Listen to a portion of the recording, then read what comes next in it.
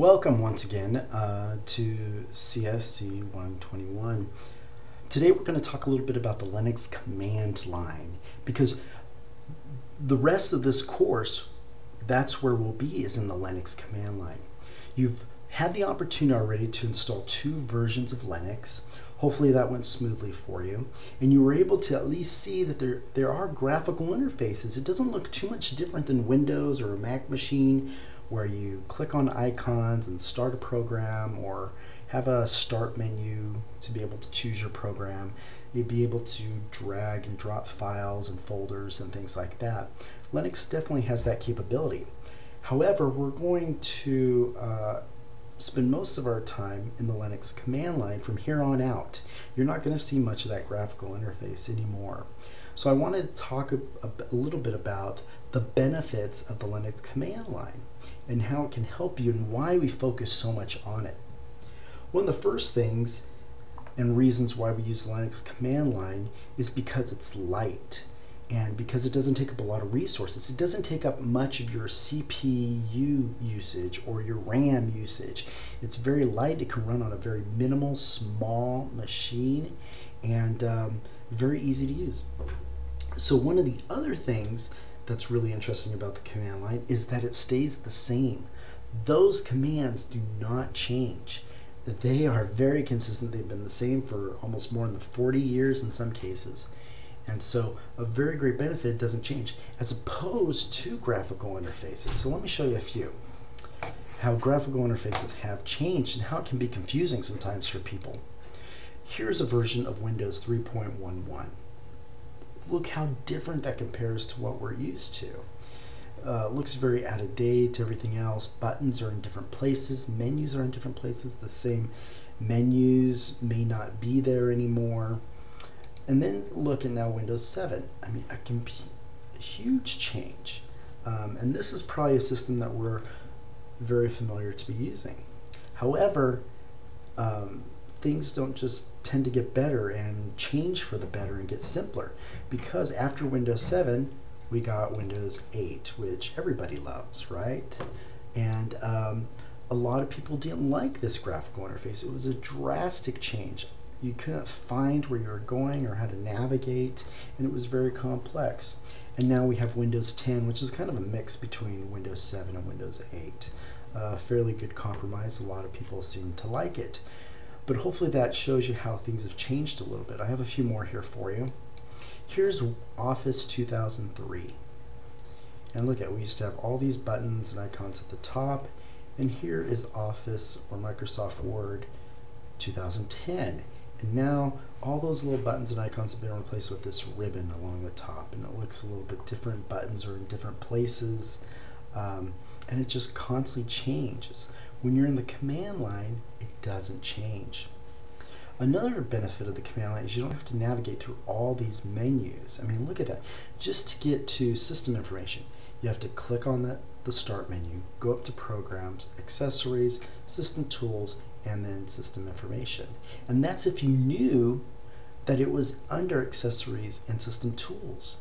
I mean, it could have been anywhere else throughout these menus. I mean, how many times before have you spent hunting and pecking through menus looking here? Maybe it was under maintenance. Oh, wait, maybe it was under administrative tools. That makes kind of sense when I'm looking for system information.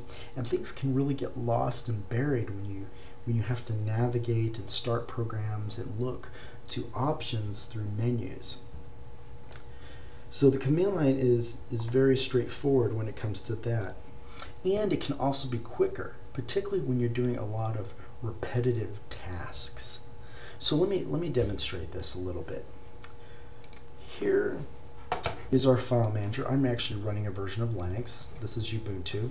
And if I wanted to create a bunch of folders, let's say I'm uploading some pictures from my digital camera and I want to put them in different folders, such as I don't know, a folder for 2001, 2002, all the way up to 2015.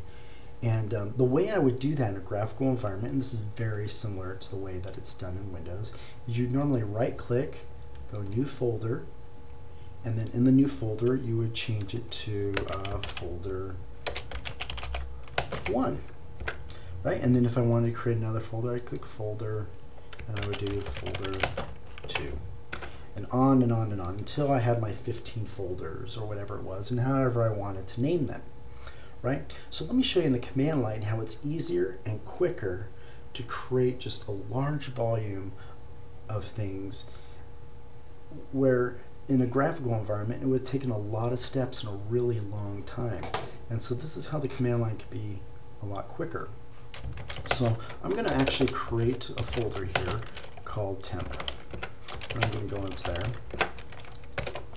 And what I'm going to do is, if you look right here, there's absolutely no folders there whatsoever. Let's look at the graphical environment. We'll go into the temp folder here. So here's my temp folder I just created, and there's nothing in there. Now what I want to do, I'm going to create 1,000 folders. 1,000 folders. They're going to be numbered from 1 to 1,000, and I'm going to do it in just a matter of seconds, literally. Where if I tried to do this in a graphical environment, it would have taken me hours probably to do that. So here we go. I'll demonstrate this really quick. We'll do 1 to 1,000, and we'll just call it folder, whatever, 1 to 1,000. And that was it. That's how long it took me to do 1,000 folders. Well, do you want to see those 1,000 folders? Here it is in the command line. There's my 1,000 folders. And if you want to look graphically, you can look here. I'm here in my home temp folder, and there's folder 1, 2, 3, 4, and it goes all the way down to folder 1,000. And in just a matter of seconds, I created those folders where if I tried to do that step by step like this, create a new folder, folder number 1001. Oh my goodness, can you imagine how long that would have taken you? And that would be a very repetitive process that you do over and over again. And that was quickly done through the command line. So the command line is a lot quicker, and it's definitely more powerful. Another thing is you can automate things through scripts. So something you definitely can't do through this menu program in a graphical interface is automate things. You can basically make your job easier by automating it through the command line, and we'll show you how to do that later in the course. So anyway, this was a small introduction to the Linux command line and why we're going to be using the Linux command line throughout this course. Thank you.